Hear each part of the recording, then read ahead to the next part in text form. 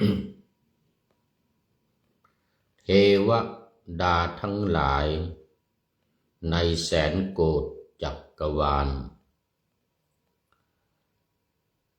ยอมรับอำนาจการสวดมนต์เพื่อกำจัดภัยสามประการอันเกิดจากกำเนิดแห่งโรคร้ายอมนุษยภัยและการครองชีพฝืดเคืองขอถวายความนอบน้อมแด่พระรัตนตรัยมีพระพุทธเจ้าเป็นต้นขอถวายความเคารพพระมหาเถระพระเถรานุเถระเจ้าคณะพระสังฆาธิการทั่วโลกมีพระเดชพระคุณพระธรรมเสนาบดีเจ้าคณะภาค7วัดพระธาตุดอยสุเทพราชวรวิหารและพระเดชพระคุณพระโพธิวิเทศ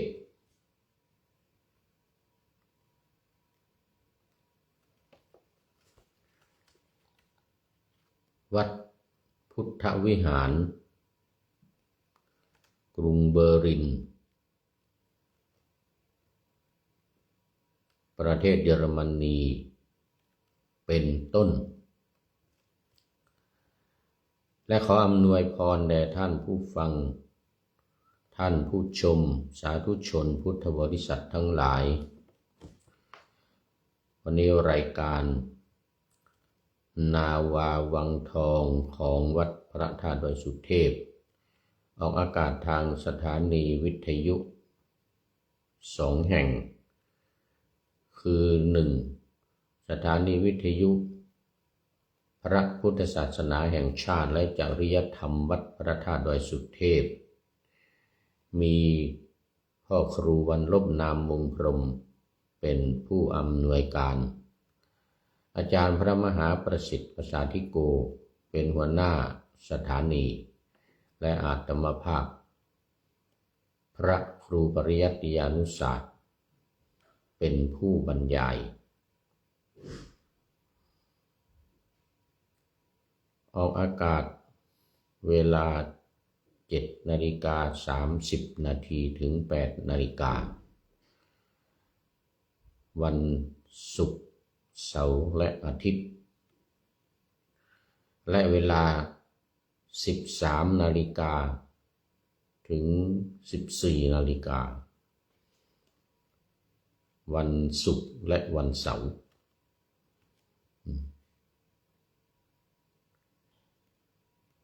และสถานีวิทยุเพื่อการศึกษาพระพุทธศาสนาและวัฒนธรรมวัดฝายหินตำบลสุเทพอำเภอเมืองจังหวัดเชียงใหม่มีท่านพระครูสมุวิสุวัฒน์วรกิจโจเจ้าอาวาสวัดฝายหินเป็นผู้อำนวยการนำออกอากาศอาทิตย์ละ4 วันคือวันพุธเวลา17-18 นาฬิกาวันศุกร์และวันเสาร์เวลา14-15 นาฬิกาและวันอาทิตย์เวลา15-16 นาฬิกาแค่4 วัน4 เวลา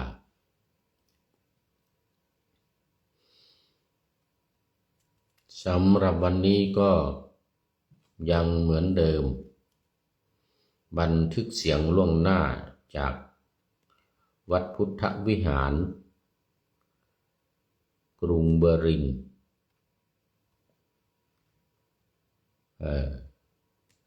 ประเทศเยอรมนี ซึ่งเป็นเมืองหลวงของประเทศเยอรมนีอยู่ใน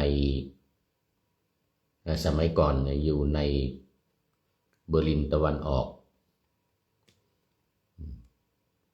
แต่หลังจากที่กำแพงเบอร์ลินล่มไปก็อยู่เป็นประเทศเดียวกันไม่มีตะวันออกตะวันตกถึงแม้ว่าจะอยู่ในทิศตะวันออกนี้ก็ตามเป็นประเทศเบอร์ลินอย่างเดียวเพราะสมัยก่อนมันแยกกันปกครองระหว่างเบอร์ลินตะวันออกกับเบอร์ลินตะวันตกเบอร์ลินตะวันออกนี่เป็นค่ายคอมมิวนิสต์จากประเทศโซเวียตสมัยก่อนแล้วก็ทางตะวันตกเป็นประชาธิปไตยในเครือข่ายของประเทศอังกฤษและฝรั่งเศสอเมริกาด้วยแต่หลังจากที่โซเวียตประเทศโซเวียตล่มสลายคือฝั่งตะวันออกเนี่ยซึ่งอยู่ในโซเวียตเนี่ยก็เป็นอิสระจากประเทศโซเวียต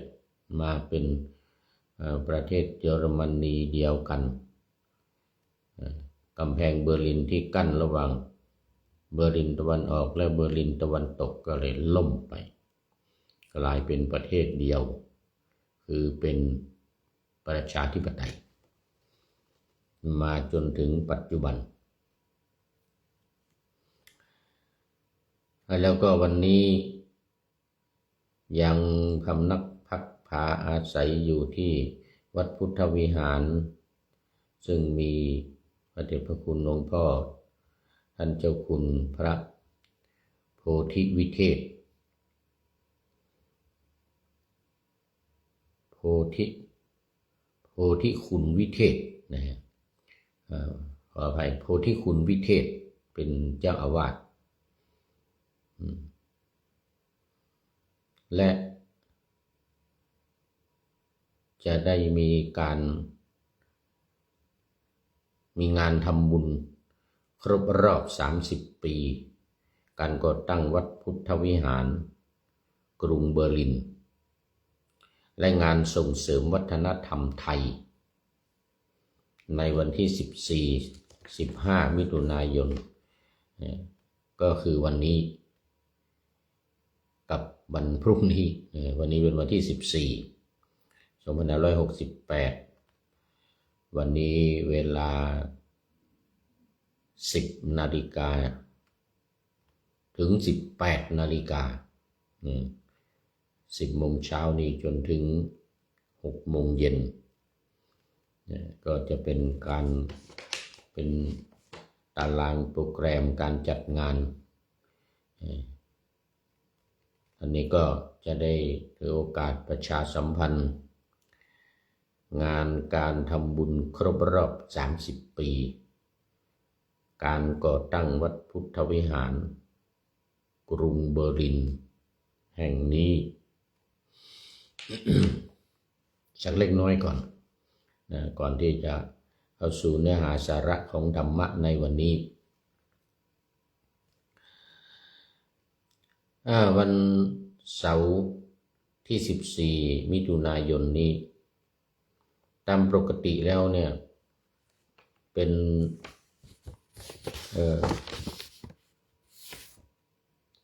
เขาเรียกว่าวัน30 ปีเนี่ยความจริงวัดนี่เริ่มก่อร่างสร้างตัวมานะตั้งแต่ปี 2530 แต่ที่นับ30 ปีมาตั้งแต่ 2538 เนื่องจากว่าได้รับอนุญาตจากรัฐบาล เยอรมันเยอรมนีนี่อย่างเป็นทางการได้รับอนุญาตอย่างเป็นทางการในวันที่เดือนพศ2538ความจริงเริ่มก่อสร้างมาเนี่ยนับตั้งแต่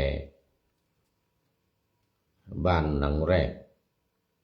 ที่ซื้ออยู่อีกฝั่งหนึ่งตรงกันข้ามกับวัดพุทธวิหารในขณะนี้นะ2538แล้วก็เริ่มกันมาก็ตั้งกันมาซื้อที่ดินซื้อบ้านอะไรกันมาตรงนั้นอยู่ตรงนั้นมา8 ปีเดี๋ยวใช่ละถูกแล้วนะ8 ปีก็มาได้ที่ใหม่ตรงนี้ในปัจจุบันเนี่ยทั้งหมดมี13 ไร่13 ไร่แต่ที่เดิมนั้นนิดเดียวไม่มากเนื่องจากว่ามันแคบก็หาที่กันใหม่มาได้ตรงนี้ปี2534มาเริ่มสร้างวัดตรงนี้ขึ้นมาจนถึง2538ได้รับอนุญาตเริ่มดำเนินการนี่มันช้ามากเลยมันไม่ใช่ง่ายๆกว่าทางการจะอนุญาตอนุมัติให้เป็นวัดได้เนี่ย38 คนนับจากนั้นมาก็ย้ายเข้ามาอยู่ตรงนี้อย่างเต็มตัวเต็มที่แล้วขายตรงนู้นที่เก่า ความจริงจะต้องเป็น38 ปีนะความจริงคือนับตั้งแต่2530มานะ38แต่มานับเอาตอนที่ได้รับอนุญาตอย่างเป็นทางการก็เหลือ30 ปีคือ2538ถึงปีนี้2568จาก38ถึง68มันก็30 ปีแต่ความจริงล่วงหน้านั้นมา8 ปี เราอาจกล่าวได้ว่าตามความเป็นจริงนะ38 ปีแต่มานับเอาตรงที่ว่าได้รับอนุญาตอย่างเป็นทางการอย่างถูกต้องตามกฎหมายเหมือนกันเถอะนะแล้วก็ย้ายมาที่ใหม่นี้ด้วยเข้ามาอยู่ที่ใหม่นี่อย่างเป็นทางการเหมือนกัน เป็นทางการเหมือนกันตกลงก็30หรือ38ก็จะว่า38ก็ได้เพราะว่าเริ่มดำเนินการมาปี2530เอาจะอย่างไรก็ตามก็ขอประชาสัมพันธ์กิจการที่จะดำเนินการในวันนี้คือวันที่14นี้ก็มีตั้งแต่เริ่ม10 นาฬิกานี้ก็การแสดงวัฒนธรรมไทยดนตรีไทยโดยมาลัยดนตรีไทยนี่อยู่ในมีชื่อเสียงโด่งดังอยู่ในเยอรมันนี้10:30 นาทีพิธีทำบุญตักบาตรอาหารแห้งโดยคณะสงฆ์ขณะเดียวกันก็มีตักบาตรเสร็จเรียบร้อยแล้วก็มีการแสดงวัฒนธรรมไทยอีกด้านศาสนาและความเชื่อพิธีกรรมทางพระพุทธศาสนากิจกรรมการทำบุญตักบาตรเวลา11 นาฬิกามีการแสดงวัฒนธรรมไทยศิลปะการแสดงนาฏศิลป์โดยกลุ่มสว.ศิษย์อาจารย์มยุรีขณะเดียวกันก็พระสงฆ์ถวายภัตตาหารเพลแด่พระสงฆ์ทำบุญตักบาตรอาหารให้เสร็จแล้วพระสงฆ์ก็ขึ้นที่ฉันวันพรุ่งนี้เป็นการฉันแบบบุฟเฟ่ต์ว่างั้นนะรับอาหารรับประเคนจากญาติโยมเรียบร้อยแล้วก็ตักบาตรจานใครจานมันเลยทีนี้ไม่ใช้บาตรใช้จาน จานใครจานมันก็ตักใครตักมันนั่นเป็นบุฟเฟ่ต์ แล้วก็วันเวลา 11:30 น.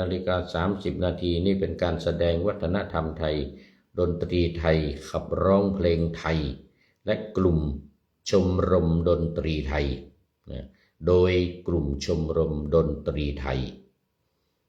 เมื่อกี้นั้นมาลัยดนตรีไทยนะอันนี้เป็นชมรมดนตรีไทย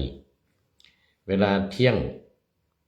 ก็แสดงวัฒนธรรมไทยอีกคือศิลปะการแสดงนาฏศิลป์4 ภาคนี่ช่วงแรกช่วงที่ 1จะเป็นภาคตะวันออกเฉียงเหนือและภาคใต้อันนี้จะไปมีช่วงที่ 2ช่วงที่ 2มันจะเป็นภาคเหนือและภาคกลางนุ่น13 นาฬิกาตอนนี้12 นาฬิกานี่เป็นช่วงแรกภาคตะวันออกเฉียงเหนือแล้วก็ภาคใต้โดยกลุ่มเพชรใสนี่กลุ่มเพชรใสคราวนี้เวลาเที่ยง50 นาฬิกาก็จะเป็นพิธีเปิดงาน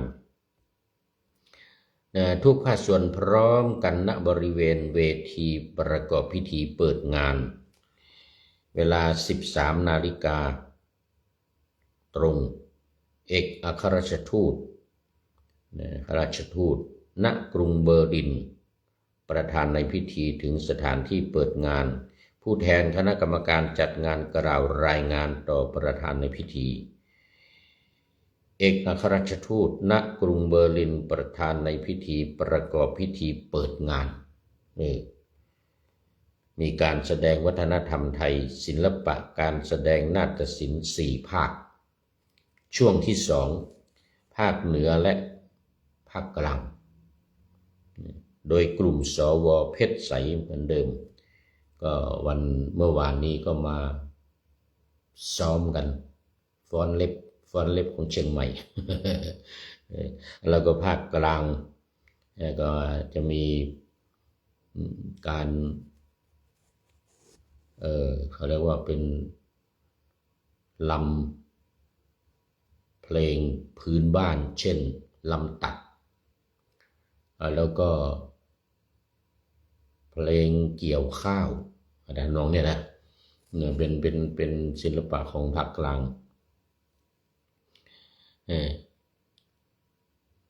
ลำอะไรอีกมันก็มีอยู่หลายอย่างมีหลายอย่างแต่ที่แน่นอนก็เพลงเกี่ยวข้าวนะ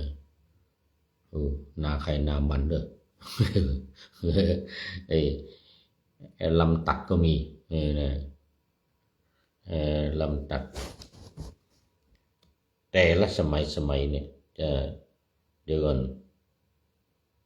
เวลา 13:30 นาทีนี้เป็นการแสดงวัฒนธรรมไทยแบบการแต่งกาย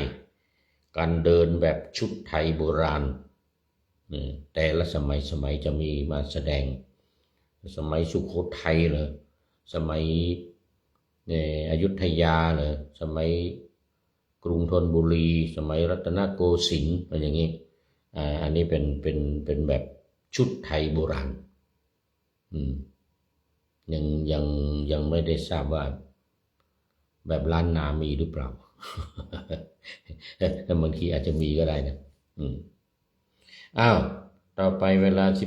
13:45 นาทีการแสดงวัฒนธรรมไทยเขาเรียกว่า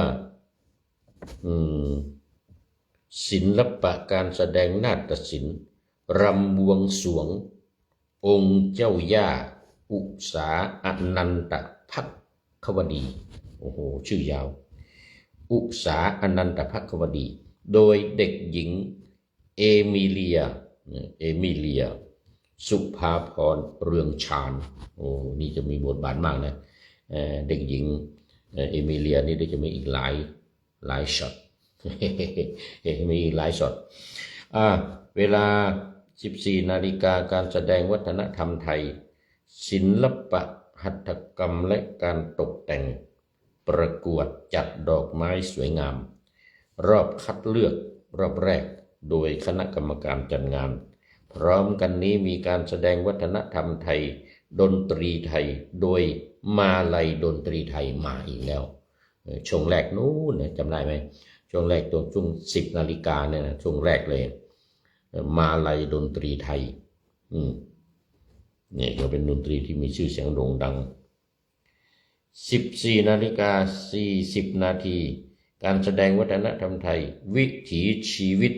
และภูมิปัญญาไทยวัฒนธรรมด้านอาหารโอ้โหเอาละอิ่มมีพีมันกันแล้วทีนี้การประกวดตำส้มส้มตำมันนะส้มตำชิงแชมป์ไม่รู้จะมีตำสวาหรือเปล่านะเห็นนะเป็นส้มตำในชิงแชมป์กันซะด้วยโดยคณะกรรมการจัดงานนี่สำหรับวันที่14ปีนี้เป็นกรณีพิเศษเป็นปีแรกจัด2 วัน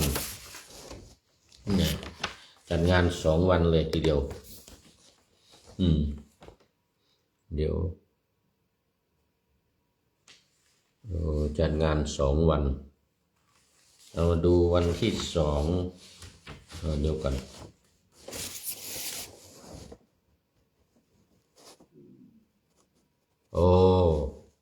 เอาไว้ก่อนเนี่ยวันที่2เนี่ยเอาไว้ก่อนเดี๋ยวค่อยประชาสัมพันธ์เพราะว่าตอนนี้มันจะหมดเวลา เดี๋ยวจะไม่ได้ว่าธรรมะนะเดี๋ยวจะไม่ได้ว่าธรรมะเดี๋ยวกันช่วงนี้เหลือเวลาอีกนิดหน่อยเข้ามาสู่เนื้อหาสาระของธรรมะกันเดี๋ยวจะว่าวันนี้ไม่มีธรรมะเลยนี่มีแต่งานนะนี่ จริงมันก็เป็นธรรมะอยู่ในตัวนะเรื่องการจัดงานเนี่ยนะเอามาวันนี้นาวาวังทองของวัดพระธาตุดอยสุเทพเสนอในหัวข้อรัตนปริตสืบเนื่องมาจากตอนเช้าวันนี้เหมือนกันในรายการธรรมทัศน์เดี๋ยวเมื่อวันพุธที่ผ่านมาเราว่าถึงเรื่องของการสวดพระปริต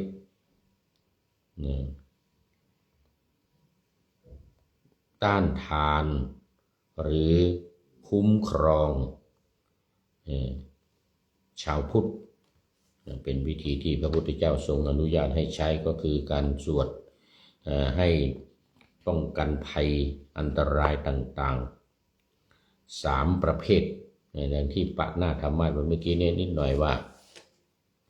เทวดาทั้งหลายในแสนโกฏจักรวาลยอมรับอำนาจการสวดมนต์เพื่อกำจัดภัย3 ประการอันเกิดจากกำเนิดแห่งโรคร้ายอันนี้1โรคร้ายโรคภัยไข้เจ็บต่างๆเช่นโรคอะไรโควิดอย่างเงี้ย2นี่ก็คืออมนุษย์ภัยเรื่องพูดผีปีศาจมารบกวนเกิดจากอมนุษย์คือเป็นพวกปีศาจพวกผีทั้งหลายและการครองชีพฝืดเคืองอมนุษย์ภัยและการครองชีพฝืดเคืองอันนี้ก็ได้แก่ข้าวยากหมากแพงเด็กก็เขาเรียกภาษาบาลีว่าทุพพิกภัยทุพพิกภัยนี่ก็เป็นการสวดมนต์พระปริตเนี่ยมีอยู่3 บทที่สำคัญนะได้ว่าไว้แล้วเมื่อวันก่อนก็คือ1รัตนปริต2อาตานาติยปริตและ3ขันธปริตวันนี้จะเป็นรัตนปริตเป็นรัตนปริตนี่ก็คือมูลเหตุของรัตนปริตนี่คือพระพุทธเจ้าได้ตรัสไว้ณกรุงเวสาลีที่เกิดอุปัฏฐวะทั้งหลายสิ่งเบียดเบียนความชั่วร้ายคือทุพพิกภัยแล้วก็ การอดอยากนี่แหละนะครับผู้พิกภัยคือการอดอยากอาหารเขาอยากหมากแพงอมนุษย์ภัยผีปีศาจก่อกวนและก็เกิดจากอหิวาตกโรคที่ว่าโรคร้ายโรคอันตรายเนี่ยอหิวาตกโรคก็คือโรคท้องร่วงเกิดฝนแรงข้าวกล้าตายทั้งแผ่นดินมีคนตายทุกวันเพราะอดอยากอดอยากมากปากแห้งเมื่อมีคนตายมากขึ้นเรื่อยๆผีปีศาจได้กลิ่นศพมนุษย์ก็พากันเข้าเมืองเบียดเบียนมนุษย์อีกผีซ้ำดำรอยแล้วทีนี้มีปีศาจจะก่อกวนมนุษย์ได้ก็ตอนที่มนุษย์อ่อนแอเพราะมีโรคภัยไข้เจ็บคืออหิวาตกโรคแล้วก็ข้าวยากหมากแพงอาหารไม่ค่อยมีกินกันจากนั้นก็มีอมนุษย์ตายมากขึ้นเรื่อยๆมันอมนุษย์นี่มันก็เกิดจากผีที่คนตายนั่นแหละคนตายจากข้าวยากหมากแพงไม่อดอาหารคนตายจากโรคอหิวาตกโรคนั่นนะเจ้าฤชวีผู้เป็นกษัตริย์เมืองเวสาลีจึงได้ส่งคนไปนิมนต์พระพุทธเจ้าพระพุทธองค์ก็ทรงรับนิมนต์จะมาช่วยในการเจริญพระพุทธมนต์บทสวดมนต์ต่างๆโดยเฉพาะรัตนปริตนี่แหละเกี่ยวกับพระพุทธพระธรรมพระสงฆ์นี่แหละคุณของพระพุทธพระธรรมพระสงฆ์นี่นะแต่ยังไม่ทันสวดวันนี้หมดเวลาเสียก่อน เอาไว้ก่อนเดี๋ยววันต่อไปวันนี้แหละตอนบ่ายเดี๋ยวจะได้มาต่อตอนบ่ายมีเวลาบ่ายโมงถึงบ่าย2 โมงที่สถานีเดียวกันนี่แหละคือวัดพระธาตุดอยสุเทพ FM 96แล้วก็บ่าย2 โมงถึงบ่าย3 โมงก็วัดฝายหินวัดฝายหินฟังกันเต็ม1 ชั่วโมงเลยเอาแล้วตอนนี้ต้องขออำลาก่อนขอนำนาวาวังทองไปก่อนแล้วจะย้อนมาใหม่ในวันหน้าคือวันพุธศุกร์เสาร์อาทิตย์ตามตารางเวลาที่วางอยู่ข้างในเป็นธรรมะจากพระราชวัง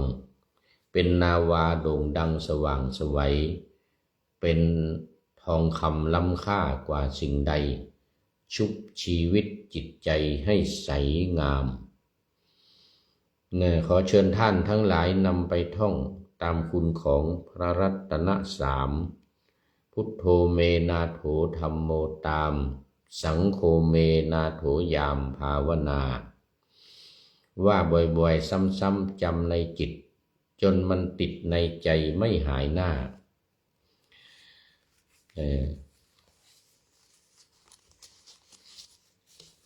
จนมันติดในใจไม่หายหน้า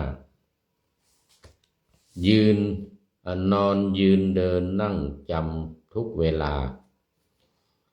ตั้งแต่ตื่นขึ้นมาถึงหลับไปขอทุกท่านได้ผลจากปฏิบัติได้กำจัดความทุกข์พบสุขใสพลันปลอดโปร่งโล่งสบายทั้งกายใจอยู่ที่ใดใจสงบพบนิพพานขอเจริญพร